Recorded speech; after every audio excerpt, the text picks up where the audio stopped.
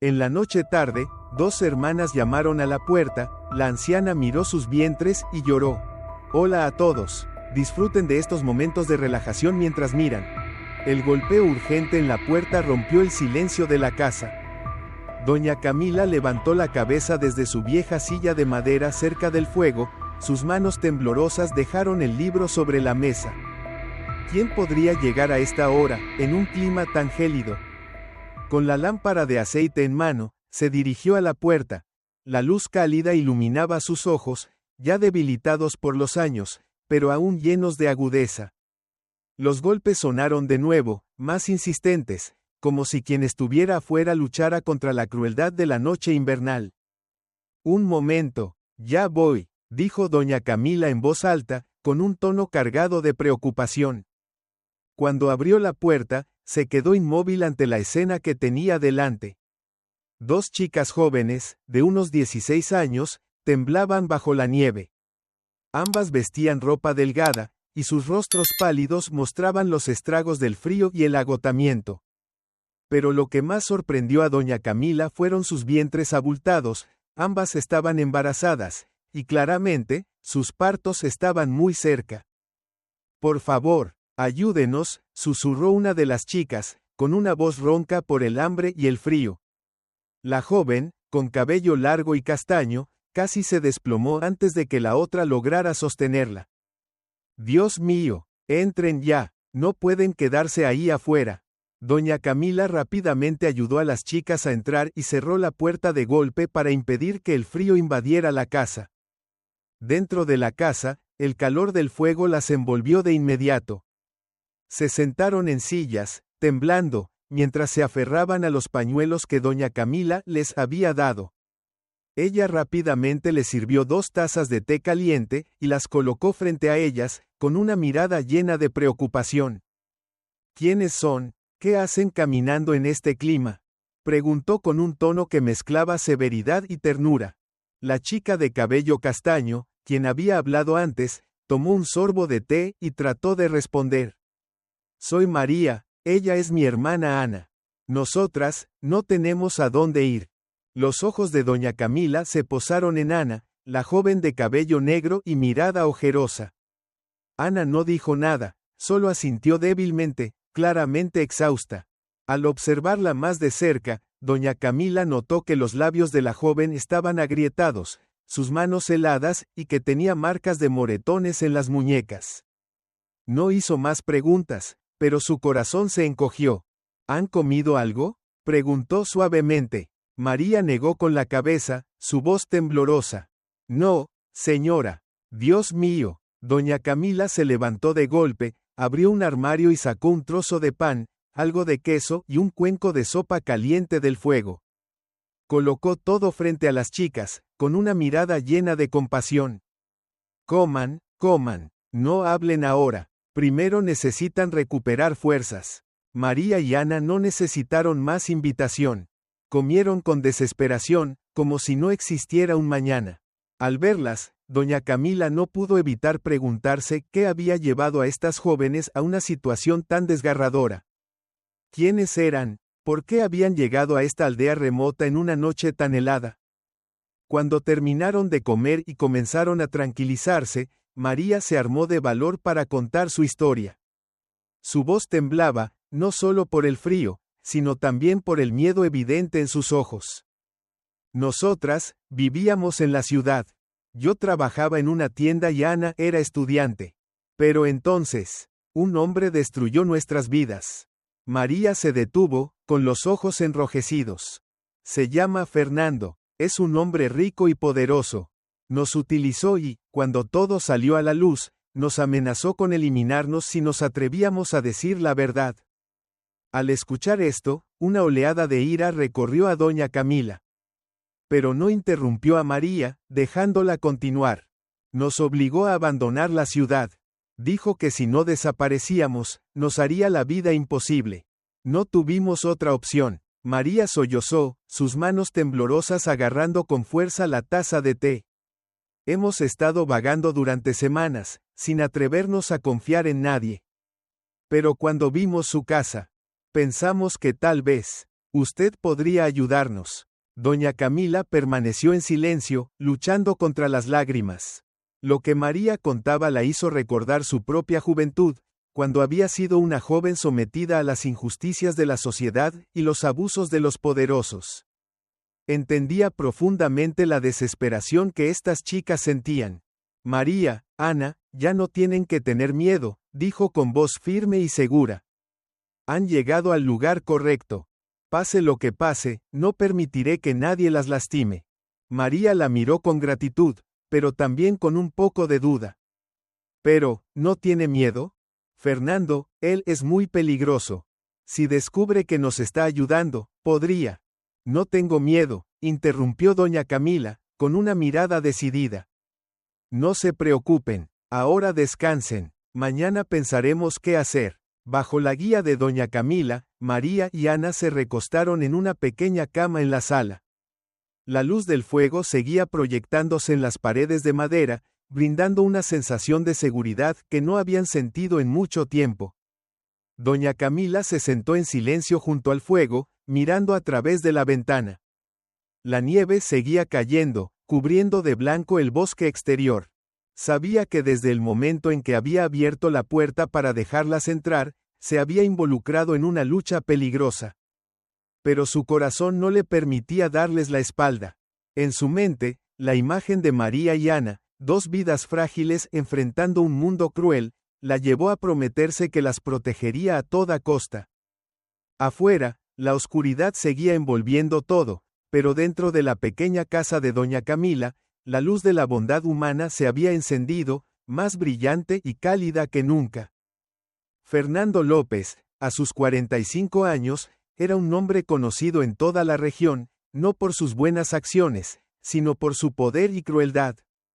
Propietario de numerosas propiedades, empresas y con fuertes conexiones con altos funcionarios de las agencias de aplicación de la ley, Fernando siempre se había mantenido por encima de la justicia. No solo era rico, sino también infame por sus turbias actividades cuidadosamente ocultas. Todo comenzó muchos años atrás, cuando Fernando aún era un hombre joven. Con su apariencia elegante y palabras dulces, conquistaba fácilmente la confianza de muchas chicas jóvenes, especialmente aquellas en situaciones vulnerables. Entre ellas, María y Ana eran las víctimas más recientes, pero no las primeras en caer en las redes hábilmente tejidas por Fernando. María, en su juventud e ingenuidad, alguna vez creyó que Fernando era un caballero distinguido que le ofrecería un futuro prometedor. Los regalos costosos, las promesas dulces y la atención fingida de Fernando lograron ganarse por completo su confianza. Ella soñaba con casarse con él y formar una familia feliz. Sin embargo, no imaginaba que detrás de esa fachada se ocultaba una persona completamente diferente. Una noche, cuando María fue invitada a una fiesta en la residencia privada de Fernando, no sospechó que esa sería la puerta de entrada a una pesadilla. Después de beber una copa de vino que Fernando le ofreció, comenzó a sentirse mareada y perdió el conocimiento. Al despertar, se encontró en una habitación desconocida, con su ropa desarreglada, y a Fernando sentado a su lado con una sonrisa maliciosa. Comprendió que algo terrible había sucedido, pero Fernando no le permitió decir palabra alguna. No pienses demasiado, María, le dijo él con un tono lleno de desprecio. Deberías sentirte afortunada de que yo me haya fijado en ti.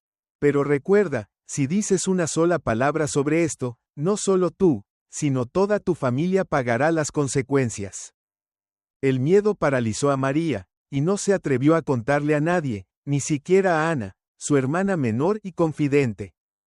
Pero las cosas empeoraron. Tiempo después, Ana también se convirtió en víctima de Fernando. Él usó los mismos métodos, repitiendo sus crímenes sin el menor remordimiento.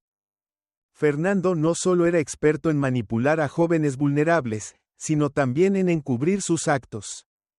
Con la complicidad de funcionarios locales a quienes sobornaba, cualquier denuncia en su contra era silenciada antes de llegar a los tribunales. Incluso aquellos que se atrevían a enfrentarlo eran amenazados o desaparecían misteriosamente. Antes de María y Ana, Muchas otras chicas habían caído en las manos de Fernando. Algunas fueron obligadas a abortar, mientras que otras tuvieron que abandonar el pueblo, incapaces de soportar las amenazas. Hubo quienes murieron en circunstancias sospechosas, pero el miedo mantenía a todos en silencio. El caso de María y Ana fue diferente. Al descubrir que ambas estaban embarazadas, Fernando se enfureció. Estaba dispuesto a hacer todo lo necesario para obligarlas a abortar y borrar cualquier evidencia de sus crímenes. Sin embargo, María y Ana se negaron rotundamente, decididas a proteger a los hijos que llevaban en su vientre. «Puedes amenazarnos, pero no abandonaré a mi hijo», María había gritado una vez a Fernando cuando él intentó obligarla.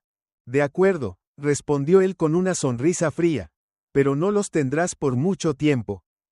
Esas palabras quedaron grabadas como una maldición, atormentando a María y Ana en cada sueño. Sabían que Fernando no dejaría las cosas así de fácil. Haría lo que fuera necesario para protegerse, incluso eliminar a cualquiera que representara una amenaza para su poder. Además de sus crímenes personales, Fernando era conocido por sus turbias conexiones en el ámbito político. Con frecuencia, hacía generosas donaciones a campañas electorales, a cambio de protección por parte de altos funcionarios. Los pocos policías honestos que intentaron investigarlo fueron transferidos o forzados a renunciar. Pero no todos se dejaban manipular por Fernando. Personas como Camila conocían muy bien su verdadera naturaleza. Ella había escuchado historias sobre él durante años, pero nadie se atrevía a denunciarlo. «Es un demonio disfrazado de hombre», solía decir a los habitantes del pueblo. Y ahora, con María y Ana bajo su techo, Camila sabía que estaba enfrentándose a un peligro inminente. Entendía que Fernando no se detendría hasta lograr su objetivo. Mientras tanto, Fernando planeaba en silencio cómo silenciar a las tres mujeres. No podía permitirse ningún desliz, especialmente ahora que corría el rumor de que Diego, el hijo de Camila, estaba regresando. Diego, un reconocido abogado, podía representar una amenaza real para Fernando, algo que él no estaba dispuesto a tolerar. Las aguas comenzaban a agitarse. En las sombras, Fernando seguía tejiendo su red, preparando su próximo movimiento. Fernando López, con su aspecto encantador y una red de conexiones compleja, había construido un muro de poder sólido, desde donde manejaba todo a su antojo. En este pequeño pueblo, todos sabían que era un hombre rico e influyente, pero pocos se atrevían a hablar públicamente sobre los oscuros secretos que escondía. Fernando no era simplemente un empresario exitoso, era un maestro en el arte de usar el dinero para comprar lealtades y mantener su posición. Funcionarios locales, desde el jefe de policía hasta empleados administrativos menores, tenían vínculos secretos con él. Cualquiera que osara enfrentarlo era eliminado del juego, de una forma u otra. Uno de sus aliados más cercanos era Miguel, el jefe de policía del pueblo. Miguel había sido un hombre íntegro al inicio de su carrera, pero con los años, se convirtió en una marioneta en manos de Fernando. Regalos caros, viajes lujosos y dinero en efectivo eran incentivos que Miguel no podía rechazar. A cambio, Miguel se encargaba de borrar cualquier rastro de los crímenes de Fernando. Cuando María y Ana se convirtieron en víctimas de Fernando, fue Miguel quien bloqueó cualquier intento de denuncia por parte de las hermanas. Cada vez que María trataba de presentar una queja, era recibida con respuestas frías. «No hay pruebas suficientes, no podemos hacer nada», decía Miguel con una mirada burlona. En realidad, Miguel sabía la verdad, pero no se atrevía a hacer nada más allá de proteger a Fernando. Durante años, Miguel había ayudado a encubrir delitos que iban desde agresiones hasta desapariciones misteriosas de jóvenes. Además de Miguel, Fernando tenía conexiones más profundas.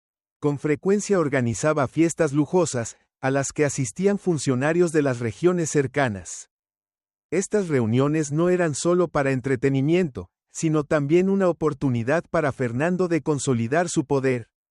Vinos finos, Banquetes extravagantes y sobres llenos de dinero eran las herramientas que usaba para asegurar el silencio y la lealtad. Uno de los asistentes habituales a estas fiestas era el juez Álvarez, una figura reconocida. En su posición, Álvarez tenía el poder de influir fácilmente en casos legales de la región. Cada vez que alguien intentaba demandar a Fernando, Álvarez se encargaba de desestimar o retrasar los casos. A cambio, Fernando se aseguraba de que Álvarez gozara de privilegios únicos. Fernando no solo utilizaba sobornos, también era conocido por intimidar y eliminar a quienes se atrevían a enfrentarlo. Algunos habitantes del pueblo habían intentado alzar la voz contra él, pero rápidamente enfrentaron consecuencias graves. Doña Marta, una anciana del pueblo, había presenciado cómo Fernando agredía a una joven años atrás. Cuando intentó denunciarlo, su casa fue incendiada misteriosamente, obligándola a abandonar el pueblo en silencio. Aunque todos sabían que Fernando estaba detrás del incendio, nadie se atrevió a hablar por miedo a convertirse en la siguiente víctima. Otro caso fue el de Javier, un joven periodista que investigaba las actividades turbias de Fernando. Después de publicar un artículo exponiendo algunas de sus acciones, Javier fue atacado mientras regresaba a casa. Aunque no había pruebas directas, todos sabían que Fernando estaba detrás del ataque. Desde entonces, ningún periodista se atrevió a acercarse a él. Las conexiones de Fernando no se limitaban al ámbito local. También tenía vínculos con grandes organizaciones regionales, donde invertía enormes sumas de dinero a cambio de protección. Estas organizaciones no solo le ayudaban a lavar dinero, sino que también le proporcionaban documentos falsificados cuando los necesitaba. Con una red de poder tan extensa, Fernando había creado un sistema en el que nadie podía tocarlo. Aunque algunos conocían la verdad, no podían hacer nada para cambiar la situación. Fernando siempre iba un paso adelante, cerrando todas las brechas. María y Ana eran muy conscientes de esto. Sabían que, sin la ayuda de alguien con suficiente fuerza para enfrentarlo, nunca podrían escapar de sus amenazas. Pero Fernando no se detuvo allí.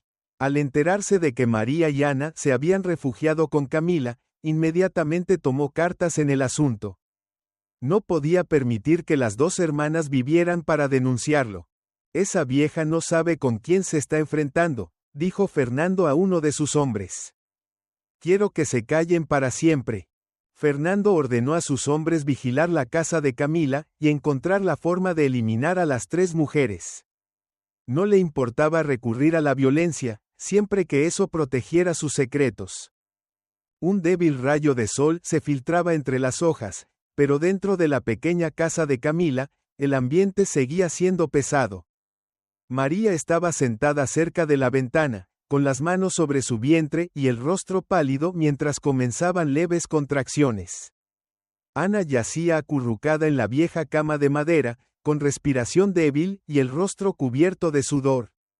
La fiebre la había atormentado toda la noche, y su estado empeoraba cada vez más. Camila, con manos temblorosas pero decididas, trataba de mantener la calma. Había enfrentado momentos difíciles en su vida, pero este era, sin duda, el mayor desafío al que se había enfrentado. Las dos jóvenes la necesitaban, y sabía que un pequeño error podía llevar al desastre. Mientras preparaba un tazón de agua con hierbas para bajar la fiebre de Ana, Camila no dejaba de mirar por la ventana. Sabía que Fernando no se detendría. Desde la noche anterior, había notado sombras merodeando alrededor de su casa. Fernando no se molestaba en ocultar sus intenciones, confiado en que el miedo de los habitantes del pueblo los mantendría alejados. Colocando el tazón en la mesa, tomó un paño limpio, lo empapó y lo colocó suavemente en la frente de Ana. Tienes que ser fuerte, Ana. Saldremos de esto, susurró con voz calmada, aunque sus ojos reflejaban preocupación.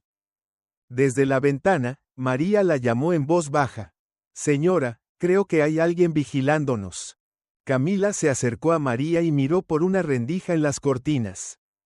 La silueta de un hombre, vestido con un abrigo negro, pasó cerca de la puerta de entrada.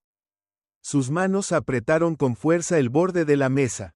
No se detendrán, pensó. Sin permitir que el miedo la dominara, Camila miró a María. No te preocupes, hija. Quédate aquí con Ana. Yo cerraré la puerta y me prepararé para lo que venga. Camila regresó a la cocina, sus manos temblorosas abrieron un cajón en busca de un cuchillo afilado. Nunca pensó que tendría que usarlo para defenderse, pero la situación no le dejaba otra opción. Afuera, las sombras se movían entre los pinos como espectros, acechándola en cada segundo. En la sala, María mordía sus labios para mantener la calma, pero el miedo en su interior era evidente en su mirada. Tocó suavemente a Ana, quien gemía débilmente en la cama. Ana, tienes que ser fuerte. No podemos rendirnos ahora. Pero Ana solo respondió con una mirada vacía, mientras su respiración se hacía más pesada. En el exterior, el viento silbaba con fuerza, como si la naturaleza reflejara la turbulencia que también reinaba en los corazones de quienes estaban dentro. Camila podía sentir el aire frío volverse más opresivo. Se giró hacia María, con una voz firme pero tranquila. Haré todo lo posible para protegerlas, pero necesito que me obedezcan. Nada de pánico. María asintió, aunque sus manos apretadas hasta ponerse blancas delataban su tensión. Miró a Ana, sintiendo cómo la desesperación llenaba su pecho. Sabía que el estado de su hermana no solo se debía a la fiebre, sino también al miedo que había agotado su espíritu. Sin ayuda, ambas sabían que no sobrevivirían la noche. Con la lámpara de aceite en mano, Camila se acercó a la puerta y pegó el oído para escuchar los sonidos del exterior. Los pasos pesados sobre la nieve se acercaban, lentos y amenazantes. Su corazón latía con fuerza, pero ella mantuvo su mano firme. Ya están más cerca, pensó. De repente, un fuerte golpe resonó en la ventana trasera de la casa. María soltó un grito ahogado, lo que provocó un llanto débil de Ana. Camila corrió hacia la ventana, pero solo alcanzó a ver la sombra de un hombre corriendo en la oscuridad. Están probando nuestra resistencia, murmuró con un tono bajo. María agarró con fuerza la mano de Ana, mientras las lágrimas le corrían silenciosas por las mejillas. No sabía qué más hacer, excepto rezar en silencio. Pero en su interior, sabía que las oraciones no la salvarían de las garras de Fernando. Unos golpes fuertes en la puerta rompieron el silencio. Camila avanzó lentamente hacia ella, sus ojos reflejando precaución. ¿Quién es?, gritó con voz firme, aunque no pudo ocultar del todo su preocupación. Camila, abre la puerta. Soy Miguel, se escuchó la voz de un hombre al otro lado. Camila reconoció al jefe de policía, pero sabía que Miguel trabajaba para Fernando. No confiaba en él. Permaneció en silencio. Camila, sé que estás escondiendo a María y Ana. No hagas esto más difícil, dijo Miguel con tono frío. Fernando las quiere. Sabes que no es un hombre al que le guste que lo desafíen. María abrazó con más fuerza a Ana, mientras las lágrimas seguían cayendo. Por favor, no abra la puerta, suplicó entre sollozos. Camila no tenía intención de abrir, pero sabía que Miguel no se iría fácilmente. Los golpes continuaron, cada uno resonando como martillazos en su mente. Se dirigió al cajón y sacó la vieja pistola de su difunto esposo. Si intentan entrar, lucharé hasta el final, pensó. Afuera, Miguel perdió la paciencia. Muy bien, si no abres, entraremos por nuestra cuenta. Inmediatamente, un fuerte golpe hizo que la puerta temblara. Camila retrocedió, sosteniendo la pistola con firmeza, apuntando directamente a la entrada. La puerta se abrió de golpe, y Miguel entró con 2 hombres más. Sus ojos recorrieron la habitación hasta detenerse en María y Ana. Aquí están, dijo, con una sonrisa fría en el rostro. No debiste involucrarte en esto, Camila. Salgan de mi casa ahora mismo. Gritó Camila, su pistola en alto sin temblar. Pero Miguel no mostró miedo. ¿De verdad crees que puedes contra nosotros?, dijo con una sonrisa burlona. Deberías entregarlas antes de que esto se complique más. María y Ana se encogieron en la cama, sus ojos llenos de terror. Camila no retrocedió. Ellas no irán a ningún lado, dijo con determinación. Pero sabía que no podría vencerlos por la fuerza. Miguel avanzó, pero antes de que pudiera tocar a María, Camila apretó el gatillo. El disparo resonó en la habitación, y la bala se incrustó en la pared cerca de Miguel. Él dio un paso atrás, sorprendido. ¿Te atreviste a dispararme?, gritó, con furia en los ojos. Sal de mi casa ahora mismo, gritó Camila con fuerza, pero sabía que esto era solo el comienzo de una batalla larga y desigual. Fernando recibió la llamada de Miguel informándole que no habían podido llevarse a María y Ana. No estaba contento. Inútiles, gritó por teléfono. No quiero excusas. Resuelvan este problema de inmediato. En la pequeña casa, Camila, María y Ana no encontraban tranquilidad. Camila trató de reforzar la puerta, pero sabía que no resistiría mucho tiempo. María se sentó junto a Ana, tratando de consolarla, pero Ana comenzó a respirar con dificultad, su cuerpo temblando ligeramente. Baba, Ana no está bien, gritó María, con lágrimas en los ojos. Camila corrió a revisar a Ana. Está entrando en shock. Necesitamos llevarla al médico, dijo, pero ambas sabían que salir de la casa era imposible. Afuera, varias sombras comenzaban a reunirse, las luces de las linternas parpadeaban a través de las ventanas. María sintió que su corazón se detenía. Se están preparando para entrar, susurró, con voz desesperada. Camila tomó la mano de María con fuerza. Haré todo lo posible por protegerlas. Pero si no lo logro, debes prometerme que cuidarás de Ana, pase lo que pase. María asintió, aunque sus ojos reflejaban un miedo abrumador. Afuera, Fernando apareció en persona, rodeado de sus hombres. Camila, sería mejor que salieras a hablar. No quiero lastimar a nadie, pero no me dejas otra opción, dijo con un tono frío y amenazante. Camila miró por la ventana y vio a Fernando y su grupo. Sabía que no podía negociar con el diablo. Se giró hacia María y Ana por última vez, sus ojos llenos de amor y determinación. Quédate con Ana. Saldré yo, dijo. María rompió en llanto, agarrando su mano. Por favor, no vaya. Lo enfrentaremos juntas.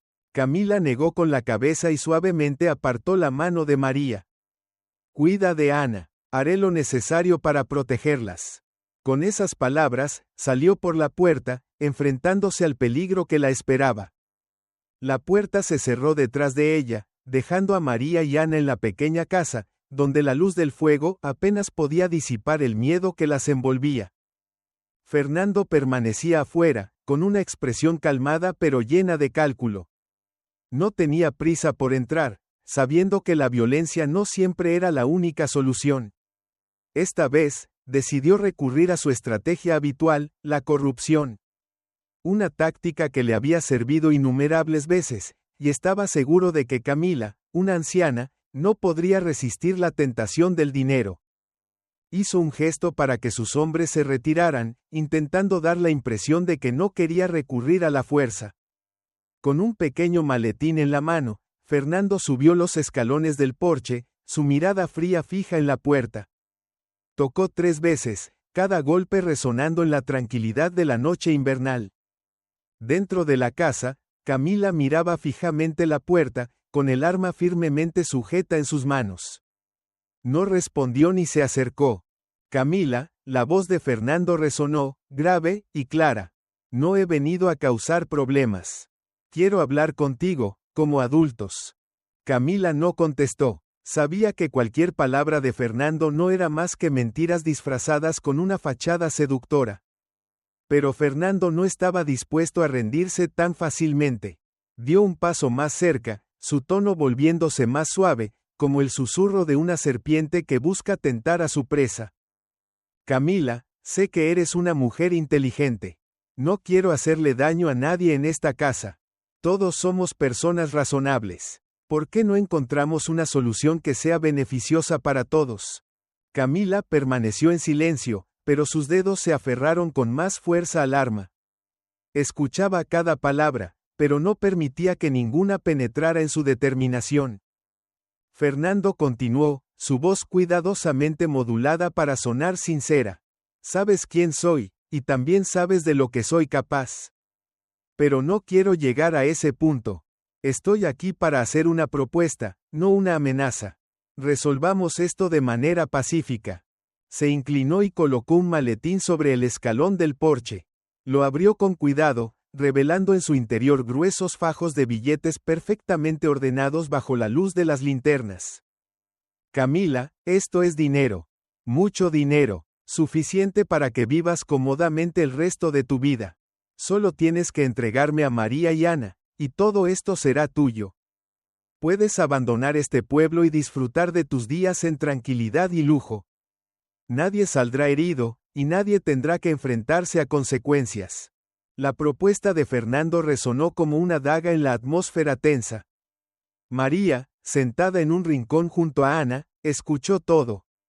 Apretó con fuerza la mano de Ana, sus ojos llenos de miedo. Ella no aceptará, susurró María, como tratando de calmarse a sí misma.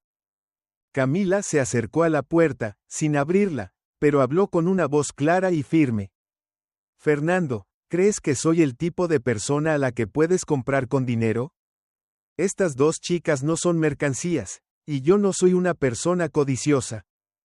Fernando esbozó una sonrisa cínica, aunque las palabras de Camila lo irritaban. Camila, no hables con tanta altanería. Vives sola, la vejez te ha alcanzado. Este dinero podría cambiar tu vida, darte un final tranquilo en lugar de enfrentarte a peligros innecesarios.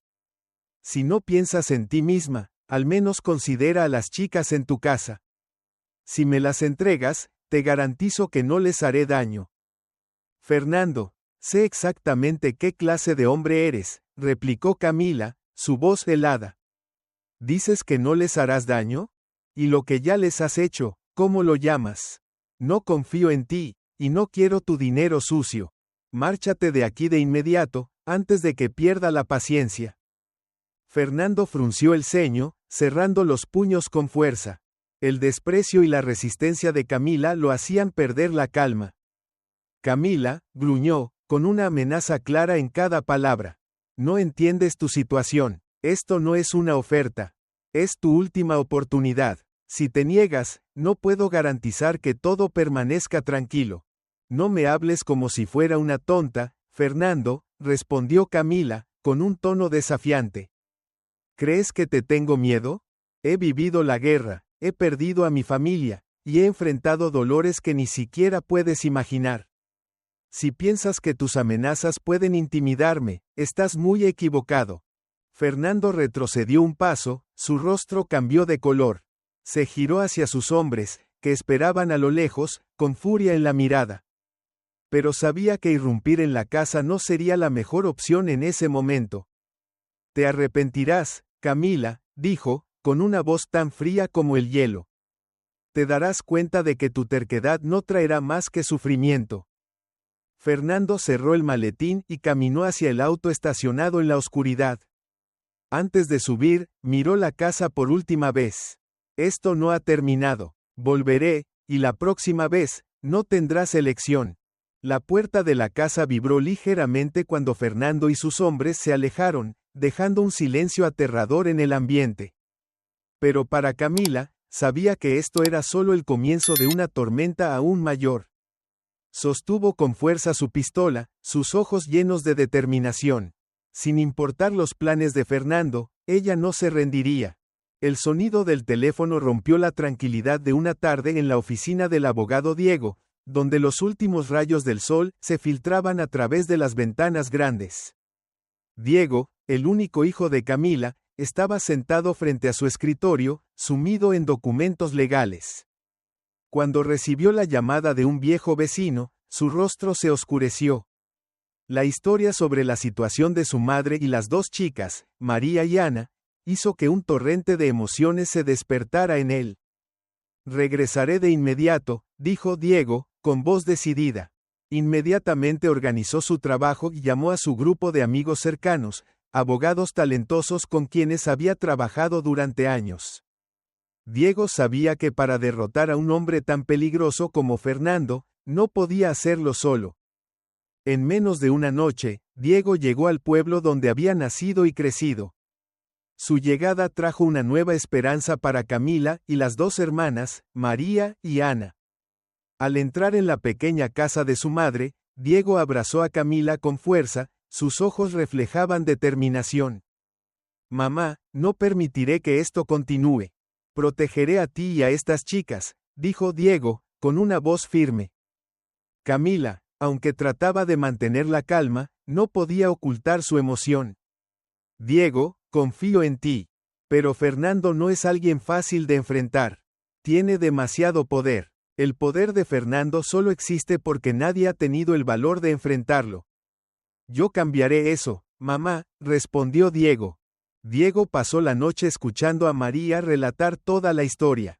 La joven temblaba al hablar de lo que Fernando les había hecho a ella y a su hermana. Las heridas físicas y emocionales aún estaban presentes, pero en los ojos de María brillaba un rayo de esperanza al saber que Diego estaba de su lado. «No sabemos qué más hacer.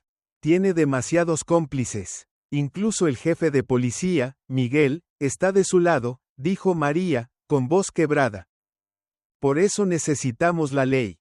Fernando piensa que está por encima de ella, pero le demostraré lo contrario», aseguró Diego. «Necesitaremos pruebas, testimonios y la fuerza de la justicia». Al día siguiente, Diego contactó a su grupo de abogados. Rápidamente formaron un plan detallado. Primero, Diego recopiló pruebas de lo que María y Ana habían vivido. Luego, contactó a otras víctimas de Fernando. Esta fue una tarea difícil, ya que la mayoría de ellas estaban aterrorizadas y habían guardado silencio durante años. Gracias a su paciencia y persuasión, Diego logró convencer a varias víctimas para que testificaran. Se sintieron más seguras sabiendo que un equipo de abogados estaba dispuesto a protegerlas. Algunas habían sido amenazadas o perdido seres queridos, pero ahora estaban decididas a no permitir que Fernando escapara de la justicia. Diego también buscó la ayuda de medios de comunicación y organizaciones no gubernamentales. Con sus contactos, dejó claro que exponer a Fernando no era solo un asunto personal, sino un paso importante para limpiar el sistema corrupto de la región. Mientras profundizaba en el caso, Diego descubrió la vasta red de crímenes que Fernando había construido. Desde sobornos a funcionarios, abusos a mujeres, hasta desapariciones misteriosas, todo estaba relacionado con él. Diego entendió que esta lucha no solo era por su madre y las chicas, sino por liberar al pueblo entero del control de Fernando. La noche antes del gran día, Diego se sentó junto a Camila, sosteniendo su mano con fuerza. «Mamá, no dejaré que nadie te haga daño. Te lo prometo», dijo, con una mirada confiada. Camila sonrió, por primera vez en días se sintió aliviada. Aunque sabía que quedaba mucho por enfrentar, confiaba en que su hijo traería justicia. A la mañana siguiente, el plan comenzó oficialmente. Los colegas de Diego llegaron al pueblo con documentos, cámaras y un equipo de seguridad. Todos se prepararon para la batalla legal contra Fernando. Mientras Fernando seguía creyendo que era intocable, Diego y su equipo estaban listos para demostrar lo contrario. Cuando Diego y sus abogados comenzaron a actuar, el pueblo entero empezó a agitarse. Víctimas que antes habían permanecido en silencio por miedo ahora se sentían motivadas por la determinación de Diego y el apoyo del equipo legal.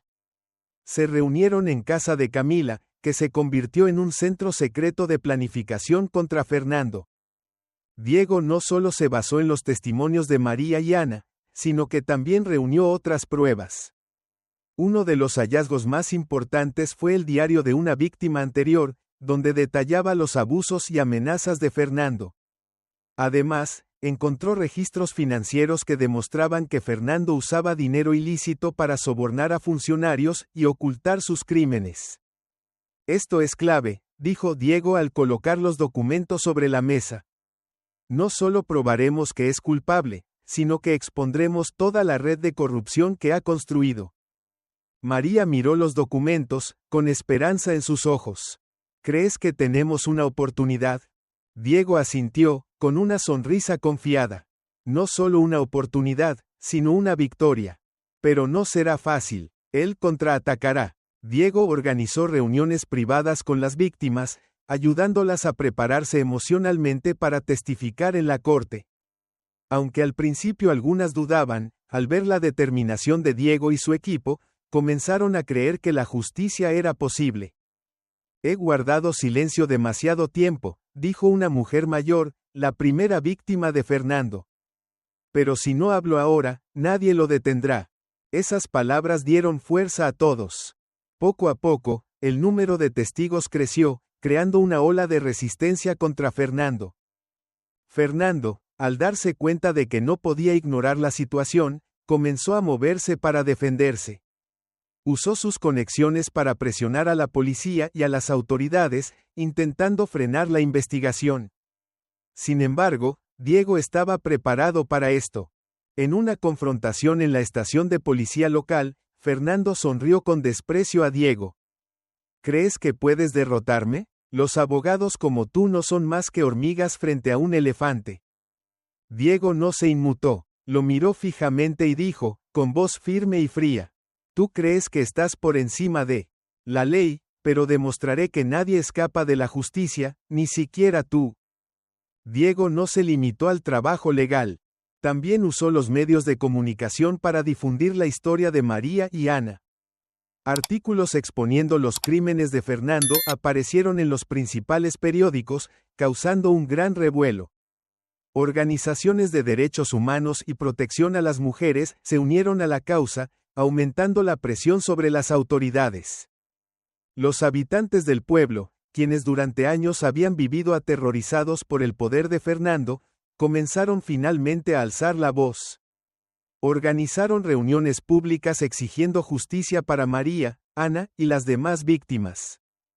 Un hombre como Fernando no puede seguir gobernándonos con miedo, exclamó un vecino durante una de las reuniones. El estruendo de aplausos llenó la sala, marcando el inicio de un cambio inminente.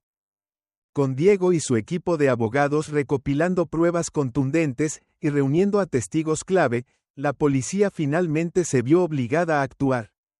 Bajo la presión pública y frente a pruebas irrefutables, se emitió una orden de arresto contra Fernando. Una mañana fría y nublada, frente a una multitud congregada en la plaza del pueblo, Fernando fue esposado y llevado por las autoridades. Esto no ha terminado, gritó Fernando mientras lo subían al vehículo policial. Volveré. Pero Diego sabía que, con todas las atrocidades que habían salido a la luz, esta vez Fernando no tendría escapatoria. La multitud en la plaza rodeó el coche policial, expresando su indignación hacia Fernando. Una mujer gritó, «Por fin la justicia ha llegado». Los vítores resonaron por todas partes, llenando el aire con una emoción intensa. María y Ana, paradas entre la multitud, no pudieron contener las lágrimas. Eran lágrimas de alivio y esperanza. Se tomaron de las manos, sintiendo que los días más oscuros finalmente habían quedado atrás. Diego, de pie junto a ellas, colocó una mano sobre el hombro de María. La justicia prevalecerá, él nunca volverá a hacerles daño, dijo con convicción.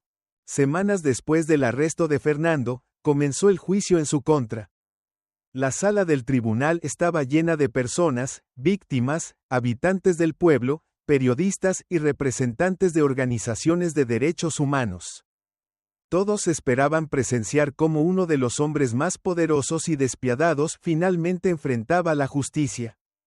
Diego, como abogado representante de las víctimas, se levantó con confianza.